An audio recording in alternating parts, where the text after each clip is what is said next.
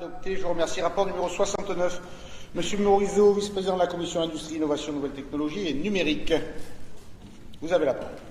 Oui, Monsieur le Président, merci mes chers collègues. Le projet de dirigeable charge lourde, 60 tonnes, porté par la SAS Flying Wells, s'inscrit dans le cadre des transports de demain c'est une des 10 solutions de la nouvelle France industrielle. Le développement de cette nouvelle filière industrielle des dirigeables s'inscrit dans l'opération d'intérêt régional Industrie du futur, avec des applications sur l'opération d'intérêt régional, transport et mobilité durable. La SAS Flying Wells sollicite la région pour une prise de participation dans son capital à hauteur d'environ 2 millions d'euros. Le présent rapport a pour objet d'approuver le lancement des démarches nécessaires à effectuer en vue de cette prise de participation, conformément, bien entendu, aux dispositions du Code général des collectivités territoriales. Je vous remercie. Je vous remercie, Monsieur Morisot. Est-ce qu'il y a une intervention? Monsieur de la Tocnay, vous allez faire... ce qu'il faut. Je vous en prie. Alors bien sûr, sur le fond, nous sommes d'accord avec cette initiative, mais nous sommes obligés de nous abstenir, et ça va me permettre d'ailleurs de parler un peu du fond, notre philosophie politique en ce qui concerne le rôle de la région, celui de l'État, etc. Ce qui nous choque, je sais que c'est autorisé par la loi NOTRe, mais ça me paraît très malsain qu'une collectivité territoriale, en l'occurrence la région, même si elle a un rôle pas d'acteur justement, mais de chef d'orchestre sur le plan économique, la région n'a pas à être acteur économique, elle n'a pas à prendre une participation en direct, elle pourrait éventuellement le faire via un fonds, mais justement, le propre de cette délibération, c'est de faire en sorte que la région prenne une participation en direct de 2 millions. Et ça me paraît choquant, parce qu'une collectivité locale ne doit pas être un acteur économique. Deuxième raison, on sait en plus aujourd'hui, l'économie devient de plus en plus concentrée, interconnectée. Ne pas garder comme garde-fou que les collectivités territoriales doivent en quelque sorte se protéger des crises économiques possibles, c'est une deuxième erreur. Et puis, enfin et surtout, c'est la volonté, et là vous n'y êtes pour rien parce que c'est la tendance actuelle, à substituer finalement au rôle de l'État celui des régions. Car l'État, et encore, il faut le faire avec circonspection, on n'en est plus au temps des nationalisations, mais qui est éventuellement des prises de participation de l'État, l'État souverain, l'État stratège, des prises de participation dans des domaines stratégiques, plutôt des participations minoritaires. Ça peut se comprendre, parce que l'État est souverain. Mais la région, elle n'est pas souveraine. Et en plus, ce n'est pas son rôle. Et donc, ça nous paraît, encore une fois, là, c'est vraiment une question de philosophie politique. Je sais que la loi NOTRe l'autorise, mais nous sommes contre cet aspect de la loi NOTRe. Et donc, voilà pourquoi nous nous abstenons, même si, évidemment, le projet est extrêmement intéressant. Vous voyez, quand vous faites plus court, on comprend mieux quand même. Monsieur Morisot. Monsieur de la Tocnay, donc effectivement, vous l'avez souligné, la loi NOTRe l'autorise, donc la région ne s'amuse pas à faire des choses qui seraient en dehors du cadre légal. Je vous rappelle simplement que c'est une étude qui nous sera rendue en octobre 2017, donc le sujet reviendra sur la table. Qu'en l'occurrence, nous sommes en train de parler de la renaissance d'une filière industrielle, c'est pas rien, c'est pas tous les jours que nous avons l'opportunité sur la base d'évolution des technologies, à la confluence, je dirais, des enjeux économiques, mais aussi écologiques, par rapport aux dirigeables, que nous avons l'occasion de faire renaître une filière industrielle de cette envergure à l'échelle nationale. Donc je pense qu'effectivement, la région a son mot à dire, que je rappellerai simplement des enjeux économiques. Cette filière dirigeable en PACA, ça pourrait représenter jusqu'à 3000 emplois sur le territoire de Cannes à Aix-Marseille pour les études et sur le territoire d'Istres pour l'activité d'intégration industrielle et les essais, ainsi qu'un chiffre d'affaires annuel constructeur attendu de 1 milliard d'euros à 10 ans. Je pense qu'une filière qui est capable de créer autant d'emplois et autant de chiffres d'affaires et donc de générer autant de retombées sur un territoire à l'échelle de la région, ce n'est pas tous les jours que nous avons cette opportunité. Petit exemple, à titre personnel, il s'avère que je siège au conseil de surveillance de la CNR, la Compagnie nationale du Rhône, qui est un modèle unique avec un co-financement et une coparticipation au sein de l'actionnariat privé-public. Cette société existe depuis 1933. La région y est petite actionnaire. Je pense qu'elle n'a qu'à se féliciter de cet actionnariat parce que ça génère une rentabilité certaine depuis pas mal de temps et qu'à travers les MIG, les missions d'intérêt général par exemple, il y a pas mal de retombées qui se chiffrent à hauteur de plusieurs dizaines de millions d'euros sur les territoires à travers des projets d'irrigation, des projets de loisirs, d'équipement des rives du Rhône, etc. etc. Donc, je dirais le sectarisme qui consiste à dire les collectivités publiques n'ont pas à se mêler de façon universelle aux entreprises privées. Dans certains cas, je pense à titre personnel qu'il faut passer outre parce que l'enjeu en vaut la chandelle. En l'occurrence, la chandelle coûte 2 millions d'euros, je vous l'accorde, mais pour information, ça ne représenterait que 11,42% d'un capital de plus de 17 millions et demi d'euros. Merci, M. Morisot. J'engage le débat d'ailleurs, je vous redonnerai la parole si vous le souhaitez, puisque c'est une question de principe sur le plan politique, et je crois que là, on fait de la politique de façon à faire en sorte que vous êtes contre la région stratège, nous on est pour, mais c'est la rien. Donc je vous donnerai la parole, parce qu'il y a M. De Flessel et M. Kleinhoff, dans l'ordre M. Kleinhoff et M. De Flessel, tout le monde a la parole. Si vous la souhaitez, je vous la redonnerai. Je vous remercie, M. Kleinhoff. Attends, on t'entend pas. Voilà, vas-y. Juste un petit mot, je parle sous le contrôle de Monsieur le Préfet, directeur général des services. Notre investissement sera soumis à une étude de faisabilité et d'opportunité, il me semble. Donc, par un organisme extérieur. Donc, ça devrait, si on y va, bien se passer. Conformément à la loi, effectivement. Monsieur De Flessel.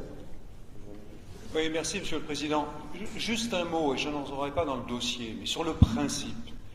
La loi NOTRe, nous l'avons voulu. Elle permet très simplement, de faire en sorte que l'État, d'un côté, ou éventuellement les régions, puissent être un État stratège ou une région stratège. Nous avons combattu depuis des années, nous qui siégeons dans les régions, pour faire en sorte qu'enfin les régions disposent d'un levier économique très fort. C'est d'ailleurs ce qui s'est passé depuis 18 mois. Le président Estrosi et le président Muselier ont voulu remettre le développement économique au cœur de la machine régionale. Et c'est bien. Et c'est bien évidemment pour l'investissement, c'est bien pour nos entreprises et c'est bien pour l'emploi. Et donc, ne boudons pas notre plaisir. À partir du moment où le législateur a voulu faire en sorte que dans la loi NOTRe, on puisse devenir région stratège, encore une fois, ne boudons pas notre plaisir. On peut, dans certains cas, c'en est un, faire en sorte que notre région soit stratège. Je suis désolé, mais à l'identique des communautés urbaines, à l'identique de l'État, nous devons assumer nos responsabilités. Et quand c'est utile pour notre emploi et pour nos investissements et pour nos entreprises, il ne faut pas se priver de cette possibilité d'être une région stratège. Merci, M. De Flessel. Est-ce que vous voulez la parole, M. Le Tocquenay ? Voilà, attendez, je vous la donne. Pour répondre juste à la courtoisie du rapporteur qui a bien voulu répondre, il utilise de manière très intéressante l'argument de la CNR, et je pense que justement dans le cas de la CNR, il y a service public. Et donc c'est ce qui peut justifier, si je puis me permettre maintenant, où est-ce qu'on met le curseur, alors que là, visiblement, il s'agit d'une filière qui est hyper commerciale et qui devrait être vraiment dans l'économie réelle, sans aucun mépris pour le service public. Quant au débat région stratège, État stratège, je comprends vos arguments, Monsieur De Flessel, mais nous mordicus, nous considérons que le seul stratège, c'est l'État et qui doit le rester. En revanche, les régions peuvent être les bras armés, mais pas en tant que région stratège, mais les bras armés de l'État stratège. C'est comme ça, mais bon, ça se discute. Mais, monsieur, je vous préfère comme ça, monsieur Latocné. Ça nous permet d'avoir un débat constructif qui fait en sorte qu'on a de vraies oppositions sur des vrais choix stratégiques. La France et la France restera la France, toujours quoi qu'il arrive.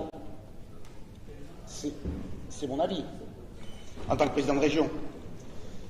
Et si la France donne la possibilité, dans le cadre de la loi NOTRe, de donner aux régions des possibilités de faire des choix, pour faire en sorte qu'ils, dans le cadre de leurs pépites dont ils disposent, ils puissent accélérer et avoir un bras armé dans l'engagement. C'est la loi NOTRe. Elle y est. Nous avons voté pour. Est-ce qu'on s'en sert? Nous, on estime qu'on doit s'en servir. Alors, État stratège. Quel est le niveau de l'État? Je rappelle aux jeunes qui sont ici présents que les 5 millions d'habitants qui composent la région Provence-Alpes-Côte d'Azur, c'est la même taille que Danemark, mais c'est aussi plus grand que l'Irlande. Et qu'on est peut-être quelque part à un moment maître de notre propre destin, si on en a les moyens. Sans gêner l'État français, la République française, dans une Europe construite pour la paix. Nous avons bâti ici les OIR. Dans ces OIR, les industries du futur. Il s'avère que les dirigeables, nous étions avec quelques-uns d'entre nous ici au Bourget, c'est un énorme marché mondial qui s'ouvre devant. Est-ce que ça va marcher? Est-ce que ça va pas marcher? Je ne suis pas spécialiste de l'aéronautique, mais en allant au Bourget chaque fois, je sais ce qui se passe en ce qui concerne les drones notamment et les dirigeables. Très bien. Et là, nous avons la chance d'avoir un industriel qui est susceptible de se poser, si je puis dire, à Istres, où il s'avère que sur Istres, il y a une espèce de, je ne sais pas très bien comment ça s'explique sur le terme aéronautique, un trou, qui fait que de Istres, on peut aller dans la stratosphère directe, et que ça n'existe pas ailleurs. Parallèlement à ça, il y a une autre situation qui est celle de Toulouse, qui veut absolument récupérer ses dirigeables. Est-ce qu'on les laisse partir parce que Toulouse ont une plateforme compétente là-bas, ou est-ce qu'on se bat pour les garder, ceux-là, ici? Nous avons estimé que nous devons nous battre pour qu'ils viennent ici. Qu'est-ce qu'on a exigé en contrepartie? Bien sûr, nous faisons dans le cadre de la loi l'étude sur l'opportunité, vous l'avez souligné, M. Kainov, pour respecter la législation française, pour essayer de faire en sorte de ne pas se tromper. Parce qu'on peut se tromper quand on rentre dans le capital d'une entreprise. Surtout, je tiens parfaitement compte de ce que vous dites, vous avez raison, il faut se protéger des crises, mais il faut anticiper aussi les marchés. Bien. Donc, étude d'opportunité, rentrer dans le capital d'une entreprise, cette entreprise dans laquelle il y a des marchés qui sont sous signature potentielle, il y a les Chinois qui sont dedans et qui veulent se servir des dirigeables, il y a tout ce qui se comporte, les transferts des charges lourdes et le bois, je ne sais plus comment ça s'appelle en termes de... les grumes, les bois, bon. Et vous avez donc là la possibilité de rentrer dans le capital. On a longuement hésité, pour savoir s'il fallait le faire. Nous avons estimé qu'on devait le faire parce qu'il y a des emplois à la clé, il y a un pôle environnemental, il y a des hangars qui existent, il y a une relance d'un territoire qui dispose de ce matériel. On estime que c'est une pépite, on estime qu'il faut les récupérer et on investit. On investit avec la possibilité quand même de libérer la prise du capital sous 2 ans, ce qui nous protège quand même. Et on a exigé que l'entreprise vienne ici, travaille ici, et que la perception de l'impôt d'entreprise se fasse sur notre territoire. Donc, on a essayé de mettre de notre côté le plus possible les paravents pour éviter un désastre industriel, en estimant, compte tenu des études que nous avons, qu'au contraire, ça va être quelque chose de très très positif pour notre région. On verra l'usage. On a 2 ans, on sera là dans 2 ans, pour savoir où on en est, pour savoir si on s'est trompé, pour justifier l'argent que l'on dépense au service de l'emploi dans les pépites. J'entends ce que vous avez dit, on va voir dans 2 ans si c'est vous qui avez raison ou si c'est nous. Et j'espère que ça sera nous. Je vous remercie. Donc je mets au vote le rapport numéro 69 présenté par M. Morisot, qui a engagé un vrai débat de fond que j'aime beaucoup et qui montre nos différences. Qui est pour, qui est contre, qui s'abstient. Rapport adopté. Je vous remercie. Je passe au rapport